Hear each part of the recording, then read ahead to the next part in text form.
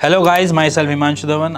मैं यहाँ पर जितने भी इस वीडियो को देख रहे हैं लोग, मेरे ख्याल से सबको कुछ ना कुछ कभी ना कभी ऐसा लगता है कि मेरे टेस्टिकल्स छोटे तो नहीं हो रहे हैं, मेरे टेस्टिकल्स बड़े तो नहीं हो रहे हैं, मेरे को दर्द क्यों हो रहा है, मेरे को यहाँ पर गांठ क्यों महसूस हो रही है, मेरे को ऐसा क्यों फील हो रहा है कि ये इसमें कुछ ना कुछ दिक्कत है। सो गाइज, अगर कुछ भी आप ऐसा फील कर रहे हो, सबसे पहले तो अपने आसपास के डॉक्टर से जरूर कंसल्ट करो। बट मैं इस वीडियो में इसलिए आपको सारी चीज़ें डिस्क्राइब करने की कोशिश कर रहा हूँ क्योंकि ये एक नॉर्मल चीज़ है। हम डे टू डे के नहाते धोते हुए हम देखते हैं कि हमारे टेस्टिकल्स कैसे हैं कैसे नहीं हैं, लटक तो नहीं रहे हैं, ऊपर तो नहीं जा रहे हैं, छोटे तो नहीं पड़ रहे हैं, कहीं गांठ तो नहीं पड़ रही है। नेचुरली है, अगर आप ऐसी चीज़ें कर रहे हो तो अपने लिए ही अच्छा है। मतलब कि अगर एज ए मैन, अगर मैं एक वर्ल्ड की बात करूँ तो आप अपने लिए कंसर्न हो। बट अब कुछ लोग इनमें ऐसे भी होते हैं जो इन सारी चीज़ों के ऊपर बिलीव ही नहीं करते। उनका सिर्फ नहाना धोना ऐसा होता है, 1 मिनट में गए, 1 मिनट में नहा कर आ गए, गीला करके आ गए, उन्होंने अपनी बॉडी की कोई भी चीज़ को देखा ही नहीं ढंग से।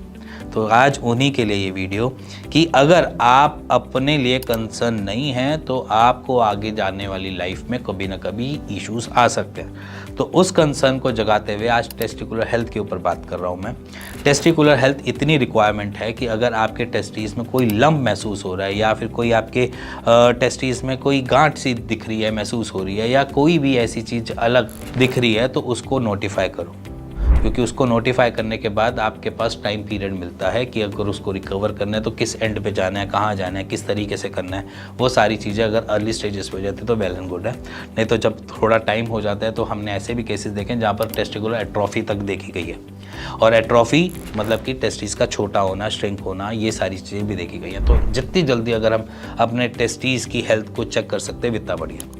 अब यहाँ पर बेसिकली क्या होता है कि टेस्टिकुलर हेल्थ के लिए ऑब्जर्वेशन सबसे पहले मैटर करती है, जिसे हम physical examination as in doctor language में बोल देते हैं। फिजिकल एग्जामिनेशन में अगर आप देखो तो आपके वहाँ पर कोई वेन्स फूली हुई तो नहीं है, कोई ऐसा तो नहीं है कि वहाँ पर अगर कोई लंप या कोई सिस्ट को तो नहीं बन रही है, या फिर वहाँ पर कोई ऐसा तो नहीं है कि आपको जब ज़्यादा लंबे खड़े होने के टाइम पर आपको दर्द महसूस होता है, या फिर लंबे टाइम तक बैठने के बाद भी दर्द महसूस होता है। कुछ ऐसा तो नहीं है। देखो, नॉर्मल चीज़ें होती हैं कि एक दर्द होता है कि आपका हुआ और वो हल्की देर से हुआ और वो सॉर्टेड हो गया, एक तो ये दर्द होता है। इसको एक नॉर्मलाइज कैटेगरी में रखना। अगर वो दर्द आपको कांस्टेंट होता है, हर बारी कुछ ना कुछ ऐसी एक्टिविटी के बाद हो रहा है, तो समझ लेना कुछ ना कुछ इश्यूज आ सकते हैं।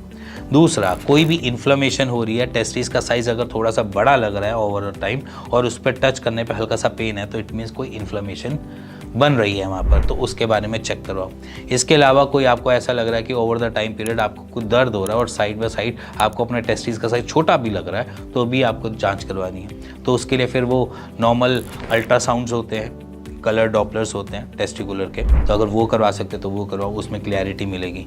इसके बाद एक सीमन एनालिसिस का टेस्ट होता है कि कोई भी टेस्टिकुलर से रिलेटेड कोई भी चीज़ है तो सीमन एनालिसिस में क्लियर हो जाएगा कि कोई डिसफंक्शन तो नहीं चल रहा, हमारे स्पर्म काउंट सही है या नहीं है। और चौथा टेस्ट होता है कि जहाँ पर हम हार्मोन्स को टेस्ट करवाते हैं। अब ये सारी चीज़ें तो एक नॉर्मल फिजिकल एग्जामिनेशन से है रिलेटेड, बट अगर आप टेस्टिकुलर की हेल्थ की बात करी जाए तो यहाँ पर आपको बहुत सही तरीके से अपने टेस्टिस को रखना पड़ता है। अब बहुत से लोग कहते हैं कि भाई आप वी शेप वाले अंडरवियर मत पहना करो, आप डब्ल्यू शेप वाले पहना करो, डब्ल्यू शेप वाले अंडरवियर ज़्यादा बेटर होते हैं, वी शेप वाले नहीं होते। अगर आपकी रूटीन या डेली रूटीन में आपकी फ़िज़िकल एक्टिविटी है, आपको थोड़ी देर चलना भी है, भागना भी है, मेट्रो भी पकड़नी है, साइकिल भी पकड़नी है, या फिर आपको बस भी पकड़नी है, अगर आपकी डे टू डे की रूटीन में कुछ ऐसी एक्टिविटीज़ हैं तो आप वी शेप वाले अंडरवियर पहनो। अगर डब्ल्यू शेप वाले पहन रहे हो तो वो मोस्ट ऑफ द कैटेगरी में वहाँ पर आती है जिन्होंने सीधा जाना है, अपनी दुकान पे बैठना है, गल्ले पे बैठना है, काम करना है और वो सारी चीज़ें। अगर आपकी ड्यूटी आवर्स में ज़्यादातर फिजिकल एक्टिविटी थोड़ी भी इन्वॉल्व है तो आप वी शेप वाले अंडरवियर्स को कैरी करोगे। अब वी शेप वाले अंडरवियर और जो दूसरे अंडरवियर्स होते हैं, जो डब्ल्यू शेप के अंडरवियर्स होते हैं, उनमें फ़र्क क्या होता है थोड़ा सा मैं आपको क्लियर कर देता हूँ। जब भी हम फिजिकल एक्टिविटी करते हैं तो हमारी रिक्वायरमेंट होती है हमारे सपोर्ट की। टेस्टिकुलर्स ऑल्सो नीड्स सपोर्ट, क्योंकि अब समर्स में एनी हाउ हमारे टेस्टिकल्स, हमारा स्क्रोटम वो हैंगिंग मोड पे जाएगा, मतलब हैंग करेगा।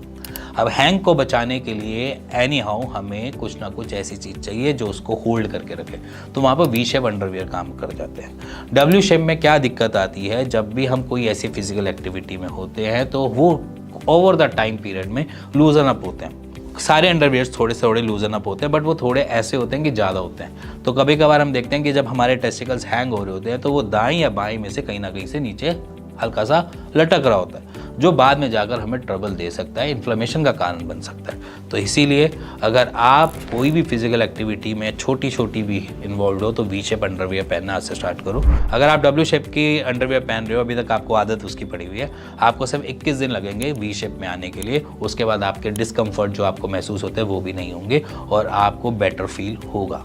एक सिंपल सी बात है, अगर आप शेफ़ हैं या आर्मी पर्सनल्स हैं या पुलिसमैन्स हैं या फिर आपका ज़्यादा टाइम जो है वो नॉर्मल घर पे काम कर रहे हो, एज इन बीटेक के स्टूडेंट हो, या फिर बीटेक पर एज इन जॉब कर रहे हो और लैपटॉप अपने लैब पर रख कर चला रहे हो, तो कुछ भी ऐसी चीज़ें चल रही हैं तो प्रेफरेंस दो कि कुछ टाइम के लिए अपने एनवायरनमेंट को टाइमली चेंज करो। अगर आप बड़े लंबे टाइम तक धूप में खड़े हो तो थोड़ी छाया में जाओ। अगर आप बड़े लंबे टाइम तक किसी एक गैस पे काम कर रहे हो तो थोड़ा टाइम बाहर निकल के वापस जाओ, क्योंकि आपने टेम्परेचर को मॉड्यूल करना है। आपने सिंगल एक गर्म टेम्परेचर पे थोड़ा लंबे टाइम तक नहीं रुकना, क्योंकि जब आप लंबे टाइम तक किसी गर्म टेम्परेचर पे रुकते हो तो हमारे टेस्टिकल्स का फिनोमेना है, उसका काम करने का तरीका है कि वो गर्मी आएगी तो ठंड पाने के लिए वो लटकेंगे, और जब वो लटकेंगे तो वो हमें थोड़ी दिक्कत दे सकते हैं।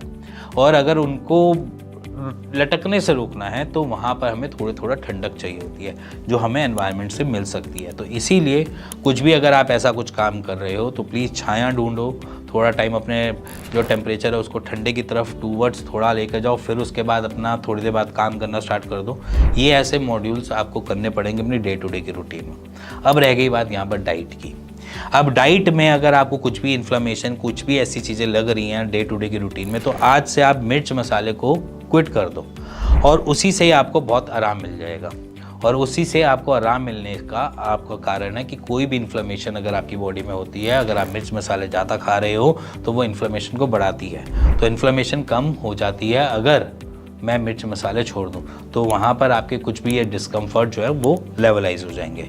और इसी के साथ मैंने कुछ एक एक्सरसाइज की टिप बना रखी है, अगर आप चाहो तो वो डे टू डे की सुबह और शाम को दोनों टाइम कर सकते हो। और उसका मदद आपको क्या मिलेगी, आपकी जो ब्लड का फ्लो है वो टूवर्ड्स टेस्टिकुलर पहुंच पाएगा, आपके ग्रोइन एरिया में पहुंच पाएगा। आपकी ब्लड सप्लाई से वो पूरी एनर्जी को कैप्चर करके अच्छे से आपके स्पर्म काउंट और टेस्टोस्टेरोन हार्मोन्स को अच्छे से मॉड्यूल कर पाएगा, उसको ठीक रख पाएगा, उसको बैलेंस कर पाएगा।